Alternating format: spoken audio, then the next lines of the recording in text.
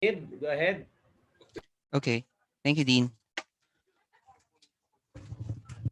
Can everyone hear me loud and clear?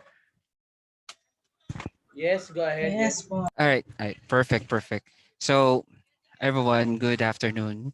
Now, as we all know, communication is actually very vital for supervisors, primarily because we know that supervisors are the primary bridge between the rank and file employees and the upper management. So essentially, these are the leaders that we are looking up to, or most of us rank and well, I consider myself as a rank and file employee. Most of us would look up into our supervisors to know what's going to be done. So as we are learning to be better supervisors, we need to know how to communicate better and how we would be able to convey our intentions, our roles, our objectives, and our actions. Now, we have to define communication skills for supervisors. Now, we break this down by defining each and every part. First part is the communication. We define communication, or Merriam-Webster defines communication as a process by which information is exchanged between individuals through a common sense of symbols, signs, or behavior. They also define it as a technique of expressing ideas effectively.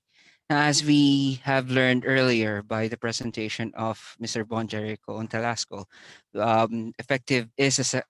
effective or being effective is being successful in producing a desired or intended result. Okay, so by expressing these ideas effectively, we we become successful in conveying what we are supposed to convey. We are successful in producing a desired output by making sure that we are getting our ideas straight through. I'm sorry, medyo po nagiging maingay lang po sa office. Next, um, communication is also defined as imparting or exchanging of information by speaking, writing, or using other medium. The successful conveying or sharing of ideas and feelings. So these are all part of what we call communication. And having to know what is communication, we can now go to how we are going to convey an effective communication. Now, for communication to work, we have to know the process. So, from there, we would know what would be the hindrances, or what would be the whole process, what is needed, how it's going to be done, so that we would know how to address possible issues in the future. Of course, we have a sender. This is the conveyor of communication. This is where it all starts. So a sender is the one who is responsible, or who has the idea, who has the objective to convey the information or the objective.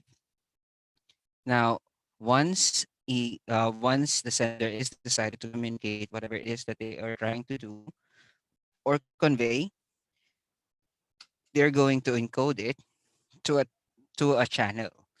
Now, later on, we are going to discuss what specific channel this is, because there are different channels that we are dealing with. Hindi po ito channel na channel 2, channel 5, channel 7. Hindi po sila yon. So there are different channels of communication that we are going to discuss later on. And later, once na-encode na siya into a channel, i-decode na siya para makuha ng recipient. Now, of course, it's not a communication if it's just going to be this. You would notice that after the recipient decoded what has been sent through the channel, they're going to go back the cycle. It is as if the recipient becomes the sender. So they are going to encode it into a channel. The channel will have it be decoded for the sender to receive it. So this time the sender becomes a recipient. Now, there are different categories or channels of communication. Earlier we have mentioned that um there are channels in which communication can be held. Okay. First, hindi naman tayo telepathic na, "Oh, 'di bale okey na 'yan," ganyan. Hindi naman tayo telepaths. So there is a medium of exchange as to how these conversations or communications happen. In my experience, these are the ones that we are enhancing so as to make sure that we are giving out our thoughts, laying out the foundation of what has to be done, so that everything would come up successfully. The first and most common way of communication is spoken or verbal communication. When we say spoken or verbal communication, hindi po siya, pag naririnig po natin yan, parang verbal warning nangyayari. It is close. However, when we say spoken or verbal communication, it is, as the word suggests, verbal. You use your mouth, you use your ears. The message flies through the air so that it will be received by the time, or it will be received by the recipient by the time it touches or they process it from what they heard. Next is the nonverbal communication.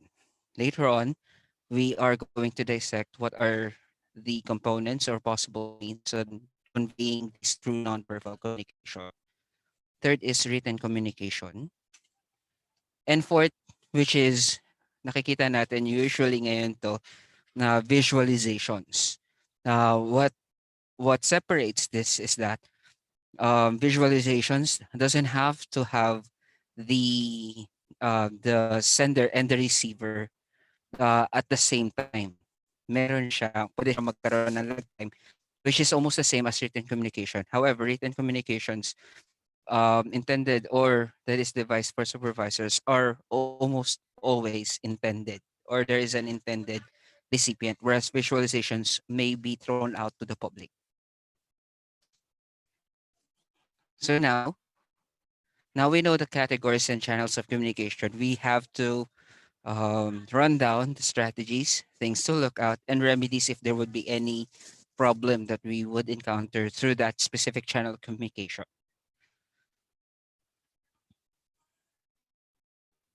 Now, for spoken and verbal communication, there are two main skills that we have to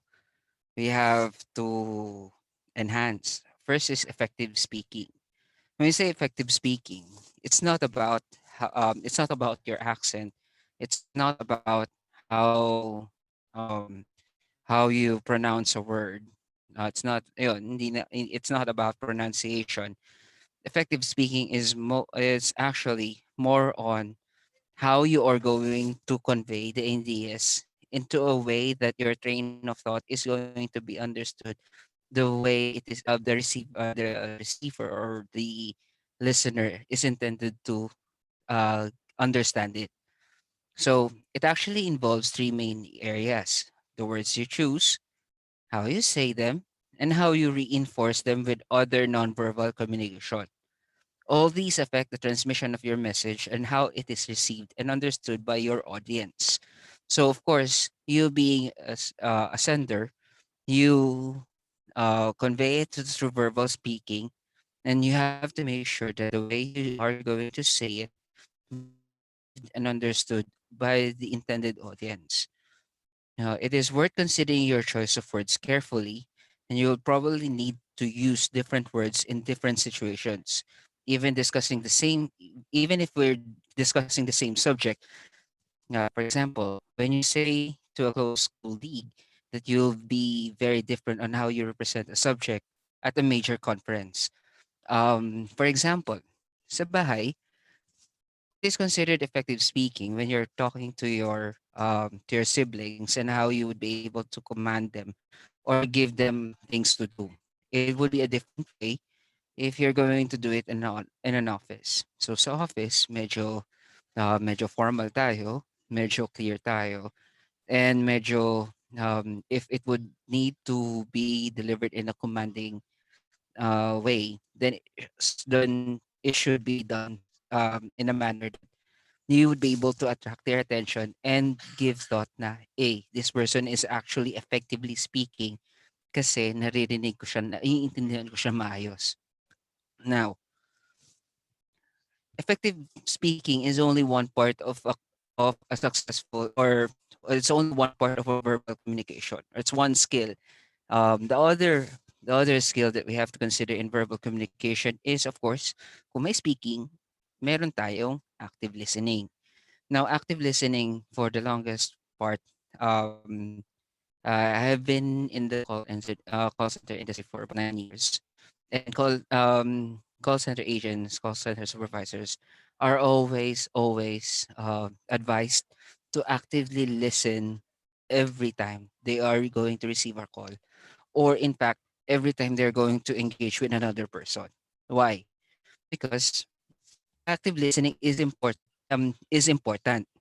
Now, when we communicate, we tend to spend too far energy considering what we are going to say, when in fact, when you actually listen, that's when effective communication would, um as operators trains would actually say it, it is when you would know that the fuel that you put into the train is actually effective. Kasi when you effectively listen, you will be able to know exactly what they are speaking, even if it is gibberish. So somehow it builds a connection between you and the speaker. So you'd be able to probe effectively. You'd be able to know what are the things that may have been missed, so that you'd be able to interact with them. Now, how do we do this active listening? Now, it's not included with this. It's not included with this slides, but just to let you know, now when you actively listen, you have to make sure you are prepared to listen. You concentrate on the speaker and not how you are going to reply. Because if you know exactly what you're going to reply, you may actually, or you may be tempted to butt in, or you may miss some things that a speaker is actually telling. Okay. Next is that you keep an open mind and you avoid making judgments about the speaker. So regardless of how the speaker says things, you should be able to keep an open mind to avoid these hindrances. Next is that you concentrate on the main direction of the speaker's message. So, like for example, this case, uh, I may be there might be times that like things around, our ideas might be flying around in each and everything. However, when you concentrate on the main direction of my message, you'll be able to know that this is just still a part of the verbal communication skills that I'm discussing, or in fact, in any other situation, you'll be able to know that that specific speaker has a train of thought that you would like that presenter is trying to convey. There's that train of thought that they would like you to understand. Next is that you avoid distractions. If at all possible, you have to avoid these distractions. What are these distractions? Possibly pwedeng merong nasa paligid mo or meron kang ibang ginagawa. Those are distractions. If there is a lot of background noise, you might suggest you might go to somewhere else to talk. And lastly, you have to be objective. When we say you have to be objective, you have to um you have to understand in the way na hindi siya masyadong factual. Your goal in listening is not to state your own facts or get your own facts based on what they are saying, but your goal is to understand the speaker, to hear and understand the speaker. Now, parts of an effective verbal communication tells us that there are meron siyang proper way kung paano sasabihin ng isang bagay. And first and foremost, syempre, kapag meron ka sasabihin, you have to do the opening. A good opening does not just, you know, ay, eto po, ganyan.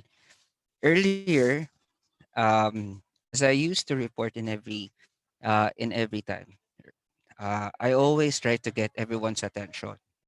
However, I tried earlier na, okay, let's go through with this. Kasi baka there are some people that are,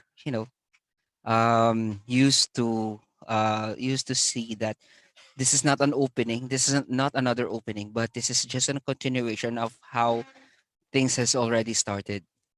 So with that in mind, I try to keep my opening as subtle as possible.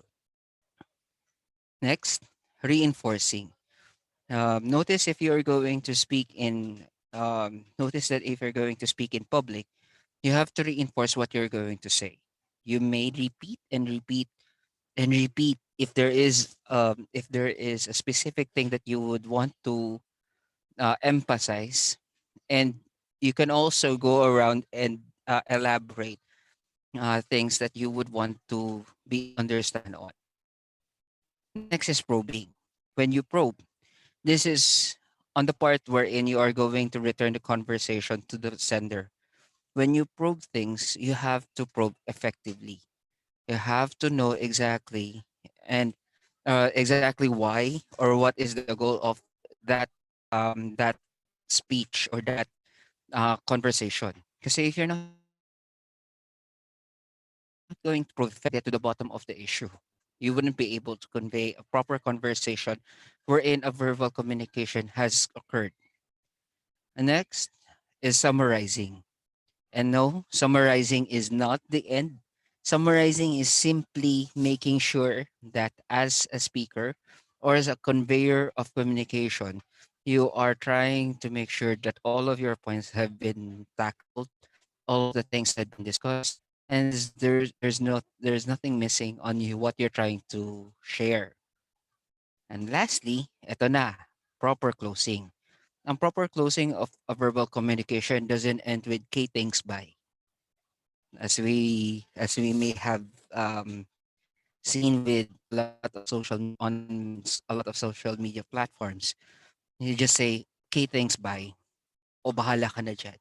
It's not a proper way of closing a conversation when you are actually putting yourself on a shoe or a position of supervisor.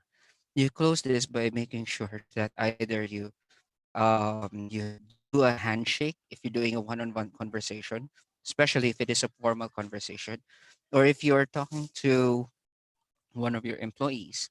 What you want to do on your closing is that you want to make sure and reaffirm that that person is not negatively affected with what you mentioned, even though the message is indeed negative in a way. So just make sure that after your conversation, action will come next, or at least there is something that has gone through after that verbal communication. Okay. Now next is the nonverbal communication. Nonverbal communications are, of course, those that are not said. As simply as that, those this type of communication is something that wherein you have reached a certain level that even nonverbal actions would convey a specific communication. Let's do a little sample. Um, ako ay nag-share. Ang sarap sana magganito pag merong konting um, interaction. However, since limited yung ating way kung paano tayo mag-share, ito na lang. There are types of nonverbal conversation or communication. First is facial expressions. Facial expressions are responsible for a huge promotion of non-verbal communication. Now, you consider how much information can be conveyed with a smile or a frown. Just as simple as that. In fact, I myself, I this is the table that I usually refer to.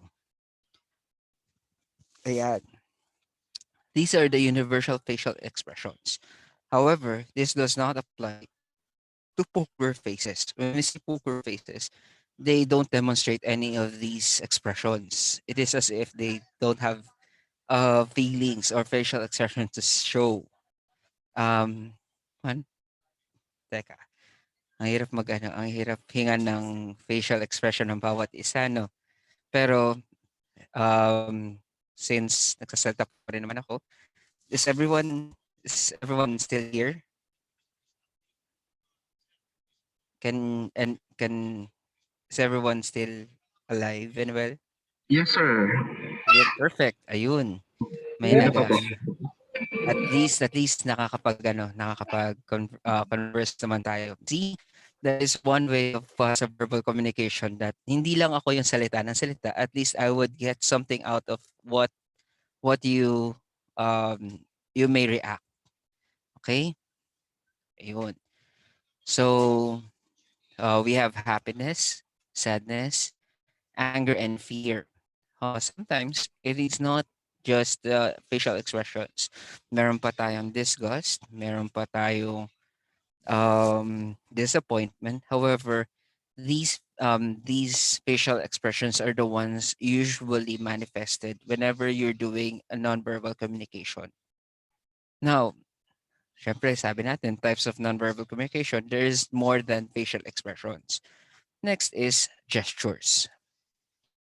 When we say gestures, these are deliberate movements and signals, and is an important way to communicate meaning without words.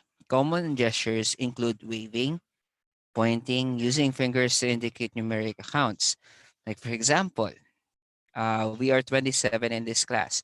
If I were to um, if I were to assign each and every one a number and use that number or express the number in a way that I'll be able to see it without you saying it, then that will be a good way. Like let's say, mm, Sir, um, let's see what.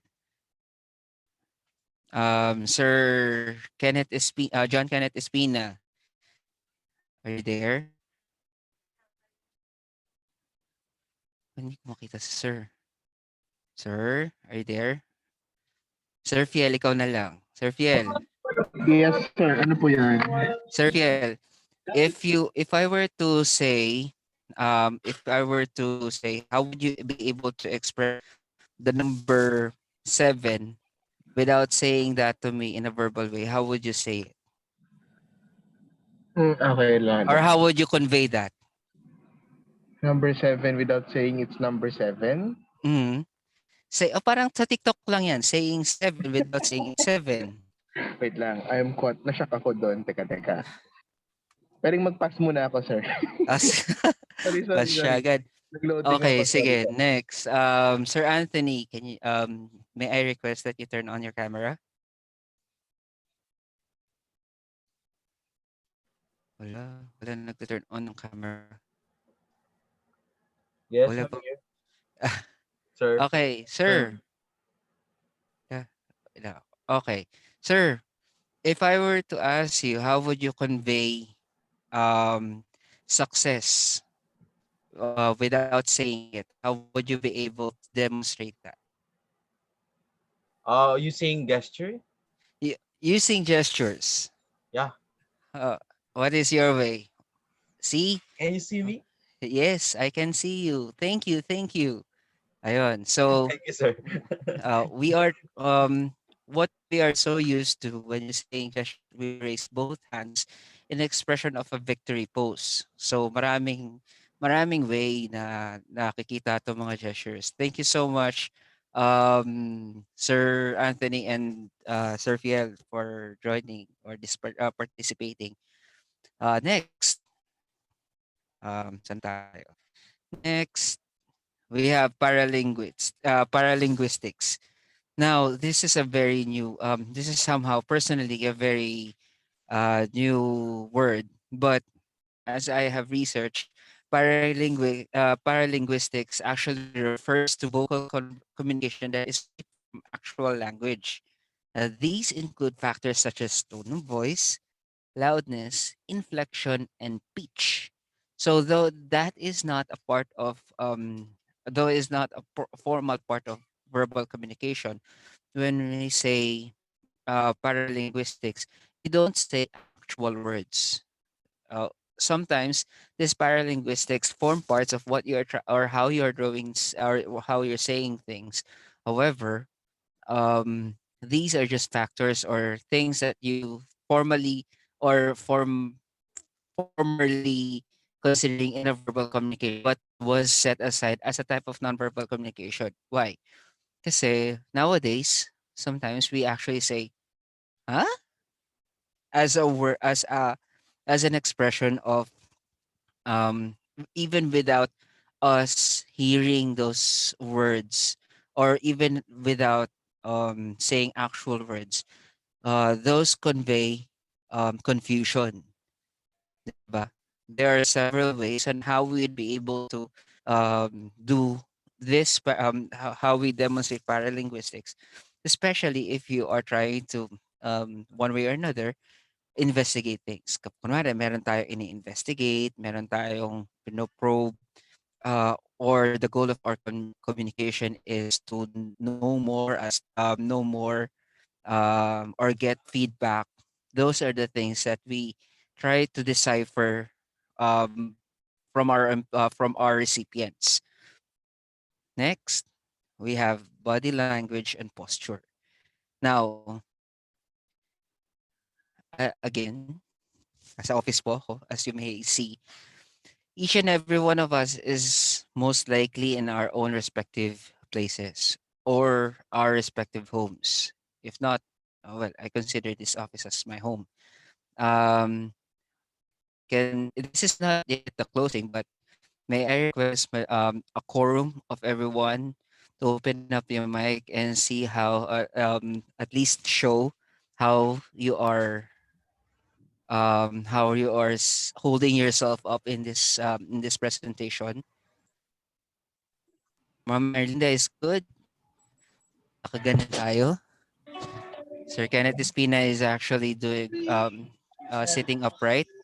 Sir Bon Jericho is good. Sir Magdayo is actually being gentlemanly, the way how he is holding up himself. Miss Marjo Masangkay, good. Ma'am Mary Vase is actually medyo nahihilo na siya kasi nakaganon siya. Ano, tagal naman 'to nagsasalitang 'to. Ganyan na siya mag-ano.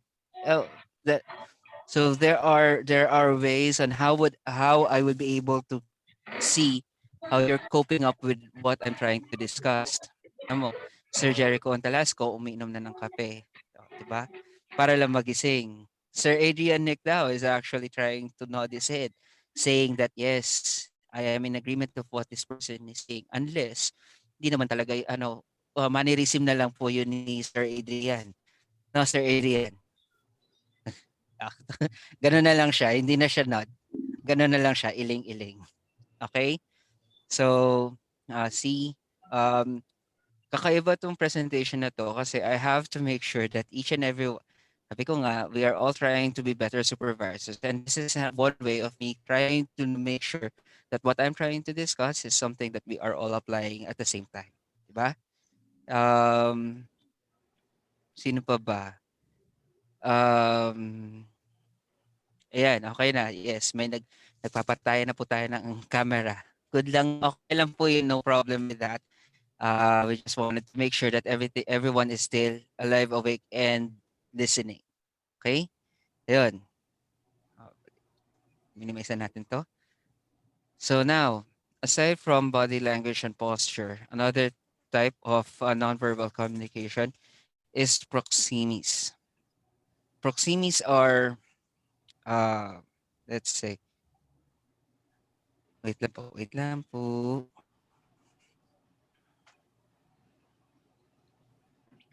Okay. Proximis kasi, it's actually um, yun yung my personal space or they perceive space as a way to achieve communication goals. Sometimes, ngayon kasi sa pandemic, we are all standing or we're all seeing each other in a different perspective. We're all in different places, and thus we have our own personal space to receive such a message. So sometimes kasi take this for as an example.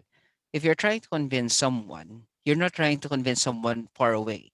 What you're gonna do is you're going to approach a person, demonstrate the things in a manner that you are actually close to that person.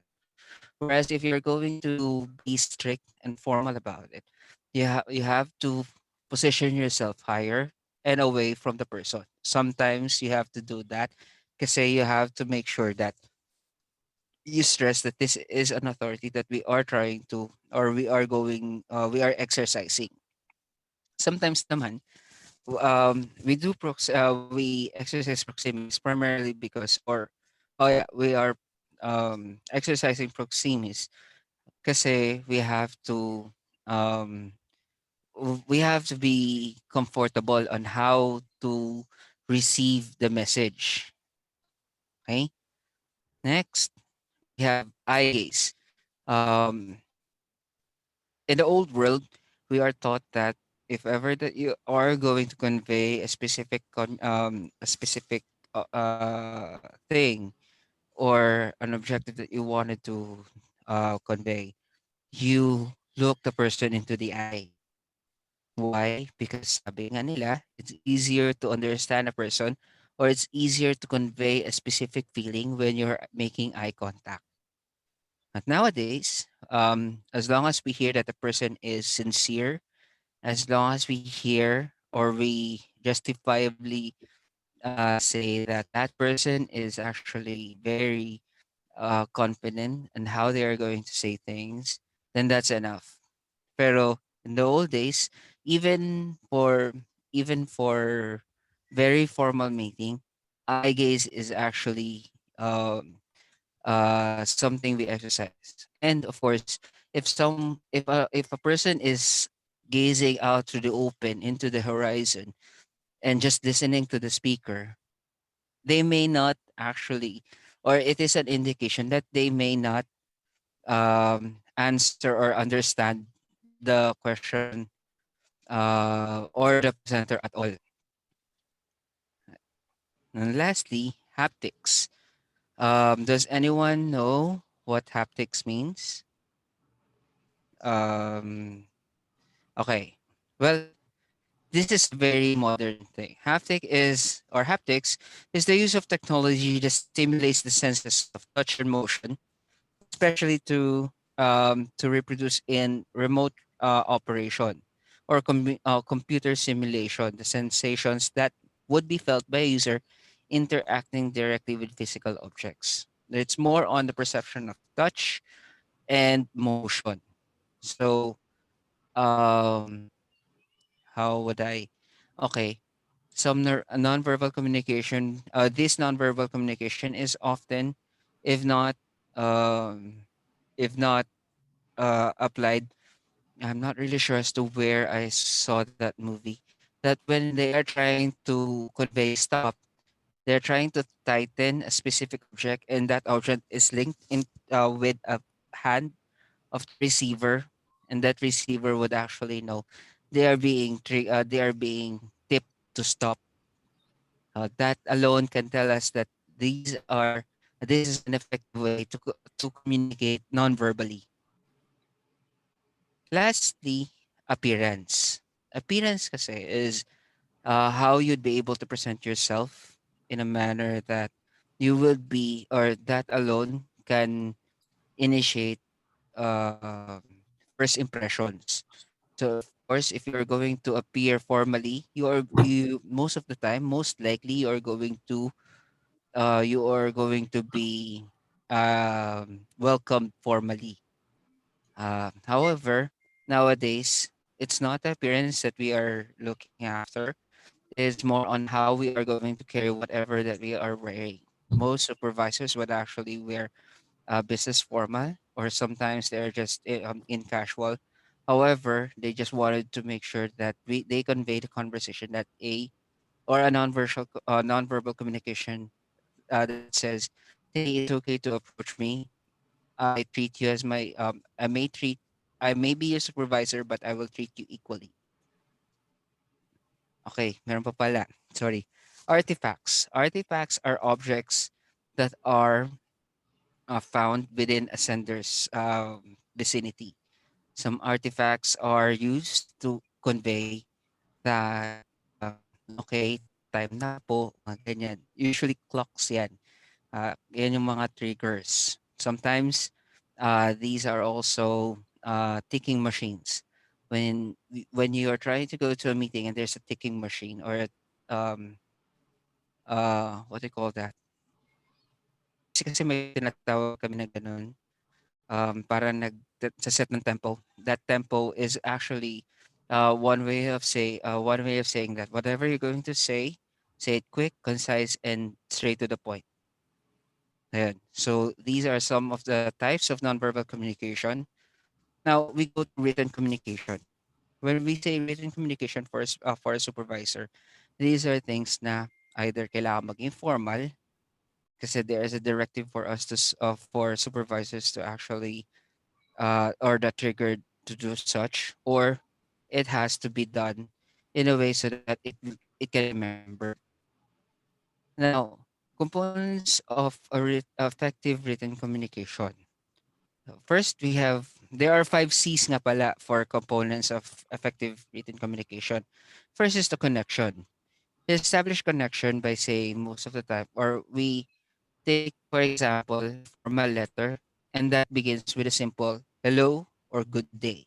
To establish a connection that this is how we are going to communicate, and no, most usual than not, we are going to lay it out in a formal manner. However, there are times wherein even if it is for written communication, we have to set the mood that okay, chill lang po, hindi po ito memo, okay lang po ito. Wala po mangyayari sa atin. Okay? Next. Next is clarity. As you may have noticed, most of the business letters that we are encountering shows the indication of how clear things are. And as early as the first sentence of the first paragraph, or if not the first or the second, the objective is actually being clear. Ito po ang rason kung bakit tayo nagsusulatan. Okay? Sometimes when verbal communication or non-verbal communication doesn't stand out or is not being effective, written communication can clearly say what is being intended. Okay? Next is the cause. Yun. With with clarity comes the cause. The cause is actually the reason why you're trying to convey in a clear way what you're trying to communicate. So if you make sure that it is clear, you mention the cause. So sometimes we see in a letter, this is to formally endorse, kunwari si Sir Fiel for promotion, Mr. Fiel de la Cruz for promotion for the position of ganyan. So as early as the first paragraph, you should be able to give out the cause and have to be clear about it. Even though that you are going to elaborate further on in your message, you have to be clear on the cause that you're trying to convey. Next is conciseness. Now, it doesn't mean that you have to concise that. It doesn't mean that conciseness would actually mean you are going to do it in one sentence or just two. Sometimes conciseness has to show that this is what I'm trying to show you. This is what I'm trying to convey. This is what I'm trying to say. And you do it in a way that you're not going or beating around the bush. Last is correctness. When I say correctness, things that are being written are actually most likely considered as facts. We try to make sure that each and everything that we are going to write are actually correct. Mahirap po magkamali kapag written communication primarily because uh, mas matindi ang effect. In fact, um, uh, pag nagkamali ka or if you're trying to in a normal word, not necessarily related to supervisory matters. Pag pag sinabi mo, ano lang siya, slander lang siya. Pag slander, maliit lang yung parusa. Whereas kapag written, um, pag written kasi, libel na siya, which is mas mabigat yung parusa. Uh, with that in context, we derive that When you're actually saying something, it doesn't mean a lot. However, if you're going to show it in writing, there is an impact that stays within your receiver. Now, syempre kanina sabi natin, may kasamang tips. So tips and written communications are, you have to know your goal and state it correctly. I guess I don't have to elaborate this much kasi nga you have to, since you have to set your goal, as stated correctly, nandun na tayo sa tips on written communication, you do have to be clear and concise. Although your cause is actually in there, you have to make sure that these two are met hand in hand. It's not just about knowing your goal, but also stating it clearly. Next, you use the correct tone for your purpose. Now, there are times within this presentation that I am trying to slow down, and there are times that I'm trying to actually fasten up. Kasi nga, kapag I'm slowing down, or if one is slowing down, um, medyo nag-size tayo. Now, paano to na ano sa written communication? Sa communication kasi, when you use the correct tone, you make sure you wouldn't appear bossy, you wouldn't be out of your league. You have to show that, or you have to show in a letter that you're trying to communicate without trying to undermine or overstate the other person. Say, pag sinabi natin, I order you to ganyan. Di ba? Mahirap naman yun. When in fact, dapat ang goal ng company or ang goal ng conversation is to just state for FYI. So we use the correct tone for the purpose of what we are trying to convey. If it is something factual, we just go straight to the point. Now, next, we keep the language simple. Now, languages is an evolving um it is an evolving study. When we say keep your language simple, you just need to make sure you're using words that are easily understood so that your message can be understood um, easily by your reader. Next, we stay on the topic and keep it concise. Again, parang paulit-ulit tayo pagiging concise. Although, yun kasi yung core concept whenever you're trying to communicate in a written manner. Otherwise, you might see yourself spending lots and lots of paper trying to just prove one thing. Next, we have use active tone. We say use active tone instead of saying um, the ball was received by me, or sinabing the the objective was met by ganyan. Instead of using that, kasi passive yung tone ng pagsulat mo na, you say the team handled the objective or met the objectives, period. Or you make sure that the subject is actually in the first one to be noticed.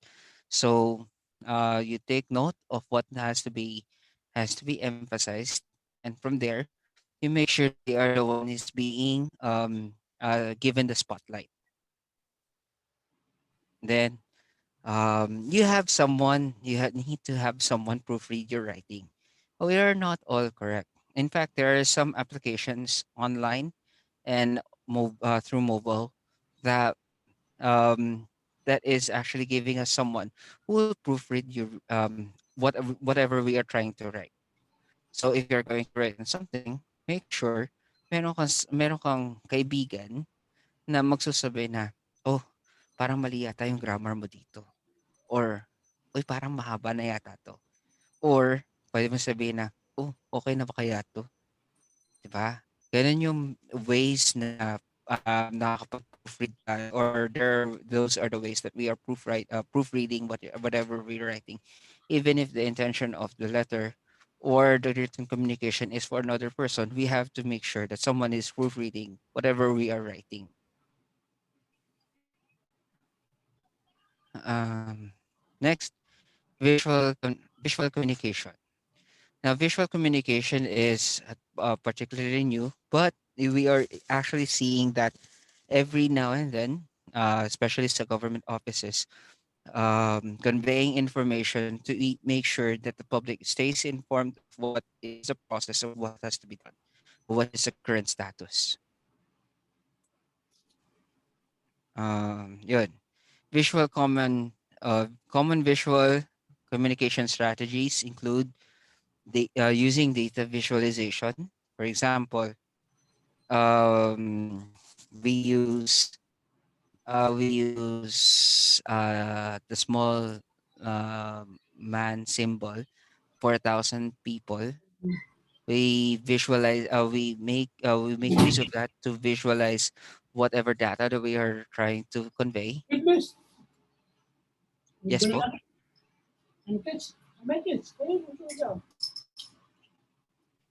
Okay, sorry.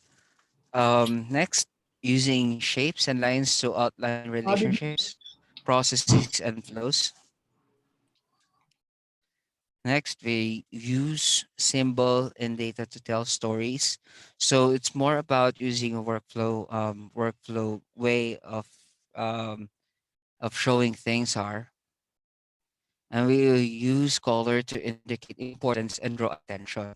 Most likely than not, when we use red, it's an alert. Kasi that's a basic human response to the color red. Whereas we use color green to show that it is actually a good thing. Next, we use how to use effective visual communication in the workplace. Now, first and foremost, of course, we make boring topics engaging. Okay. Pansin nyo ba kanina sa mga huling slides ko, walang mga pictures? This is because I'm trying to focus on what is actually going to be shown on the slide itself. Hindi yung maraming naka-visualize tayo. However, a good or effective visual communication actually shows a lot of outline, a lot of illustrations, primarily because some people would actually see or may convey this or may understand this as a boring topic. And with that in mind, I'm sorry, minsan hindi lang po talaga ako mahilig maglagay ng mga pictures or mga graphs. But then again, I hope I was actually making myself clear. Next, ayun, use stylized icons to make technical information or to feel concrete and approachable. Uh, Kunwari, ganyan. Kapag sinabing credit card processing in 8 easy steps, it's actually going to be very different if you're not going to show illustrations. You would see that the way how illustrations are actually being shown on the side of the step makes us easier to understand that this information is less technical. Okay? Hindi siya masyadong mahirap intindihin. So kapag sinabing make a purchase, basket na yan. Add to cart na yan. Ganun. So, step 2 naman, enter the transaction. Yung ano naman,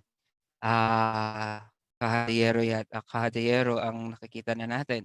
So, yung cashier's register na nakikita natin.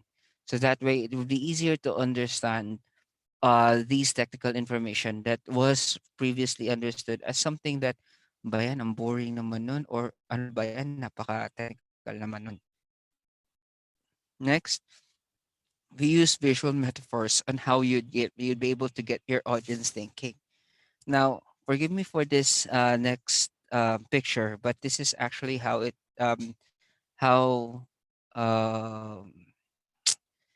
ratings or yung mga fill out natin na customer response.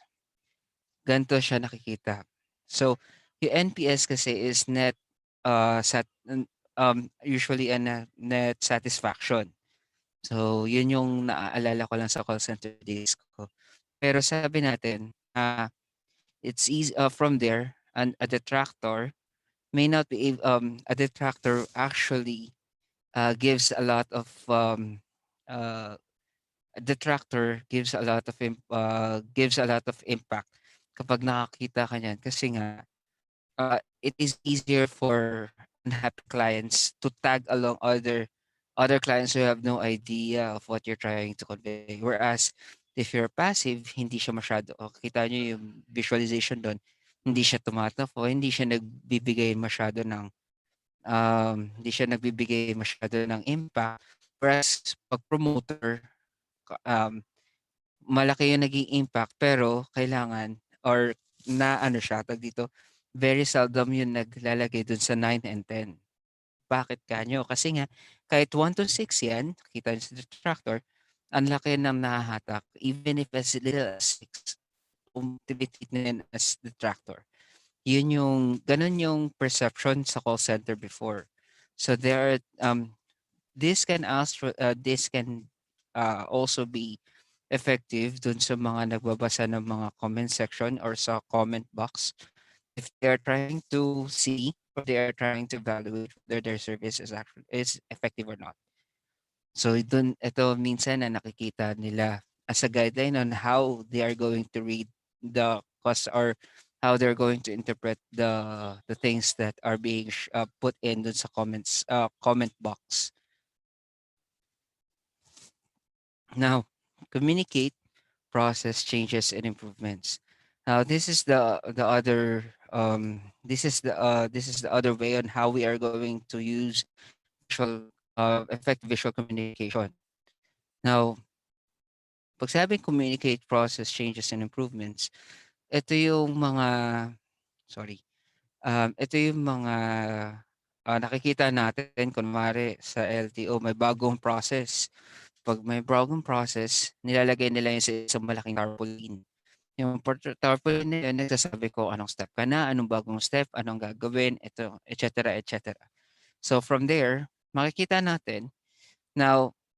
makikita natin sa visual communication na yan na iba kapag high level or low level change lang siya. When you say high level change, there's a big change that has been applied on such specific process change. Whereas a low level change have a very low impact as to with the hierarchical process. So kapag sinabing high level, high impact. Low level, low impact. Then it also provide presentation slides as a post-meeting reference guideline. When we say post-meeting reference guidelines, sometimes processes are decided in a meeting, and so much so that if you are going to produce a minutes of the meeting, it'd be easier to understand that presentation slides are actually better to provide so that whoever will be able to utilize the meetings of the meeting, they are going to refer to the slides or the workflow in the presentation slide instead of just reading line by line what is in the minutes of the meeting. Next, you provide checklists to help your team keep track of complex processes. Now, if there is specific process that has been changed, you make them up to date by making sure you give them a checklist so that whatever it is that they may have missed, they'd be able to go back to the checklist and see that tama to sinasabi niya before, and such communication is actually conveyed to you in that manner. It's like a reminder or some sort. Okay, next, you build out a library of internal training documents that you can update periodically. Mabasa ko yun. Okay. So whenever you build out a library of internal training documents, this is applicable, especially if you are holding a lot of or an office wherein you are expecting to um see people come and go, so that you need to make sure that training newer members would be able to understand how the process are actually working. So it's not about really a process change, but sometimes it's not the process that changed, but the person has been changed.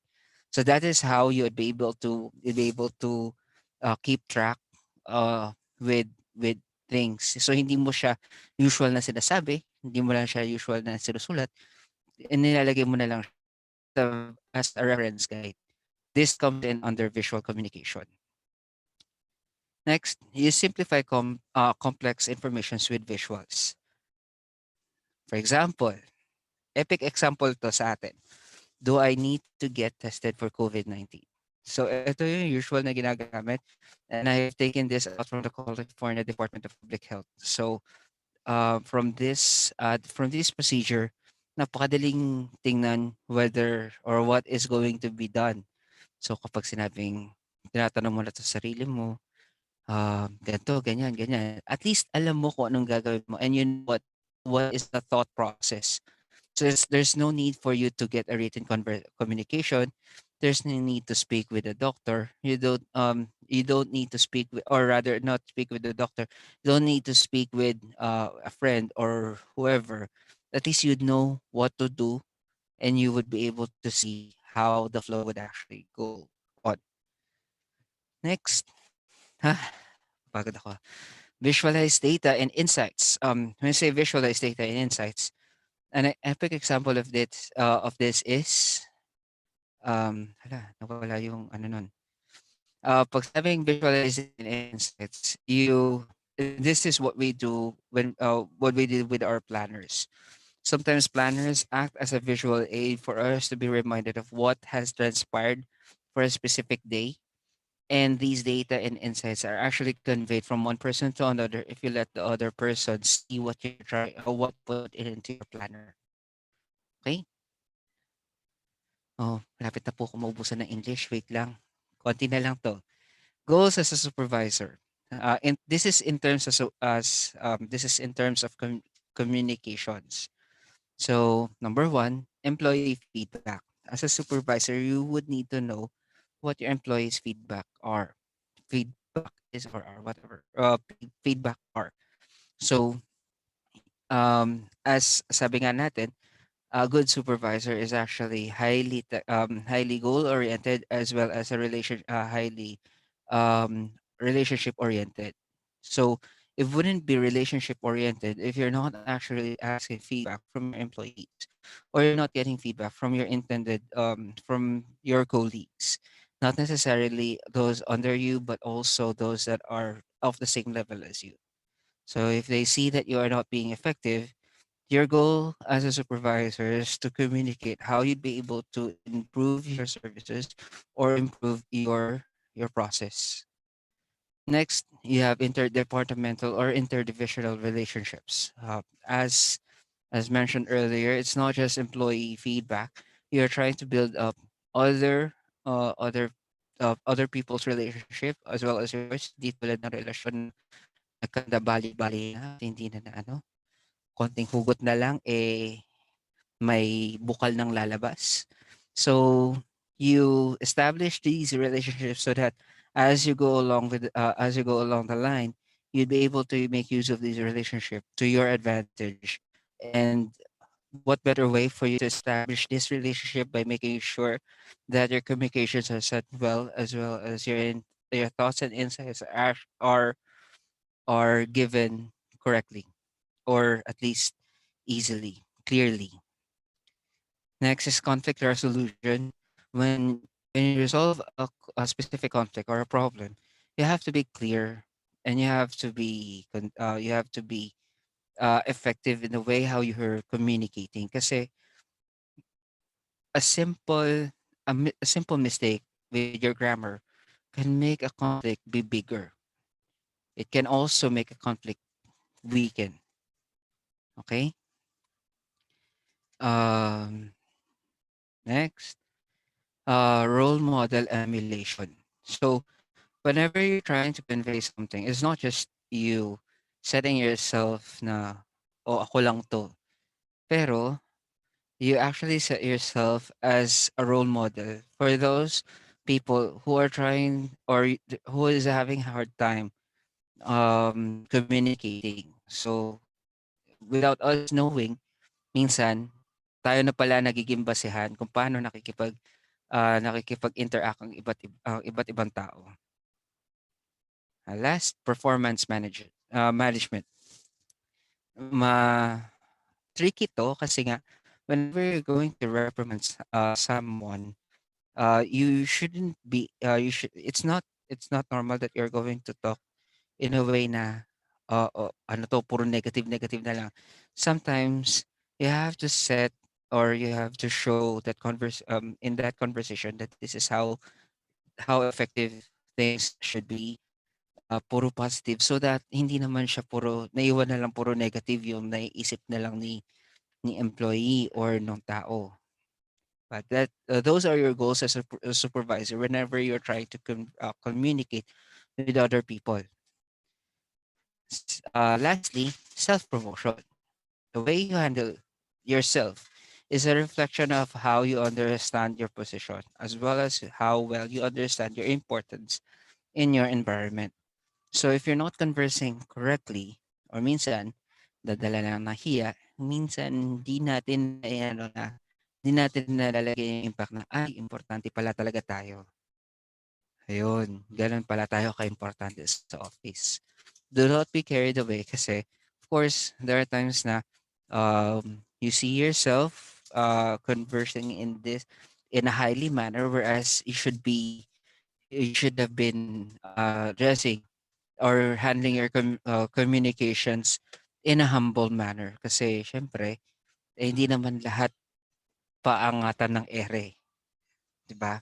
With that, I leave you as as a summary, maraming maraming chapter 'to sa iba't ibang field, especially in terms of training people, in terms of communicating effectively.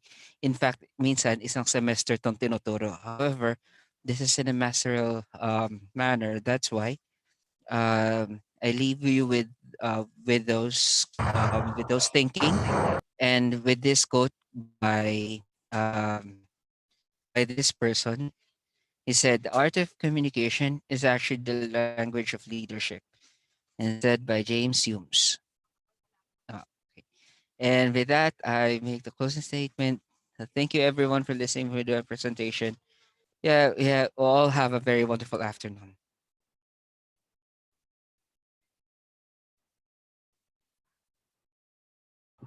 Okay, thank you very much, sir. Thank you.